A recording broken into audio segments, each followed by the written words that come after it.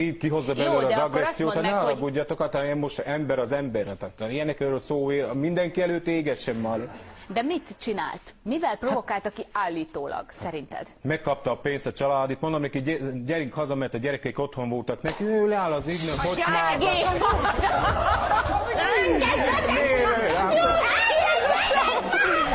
Mónika, eljökk, mert megyek ki. Engedj el! Megyek ki, hát így... Hát kitöröd a kezemet, bazd meg! Mónika, te menek haza. Hát tiszta szégyen. Hát én meg összetapossa nekem az új cipőt, a lakcipőm. Figyelj ide! Faszopó, geci! Vedd már fel a légy szíves. Faszopó! Faszopó!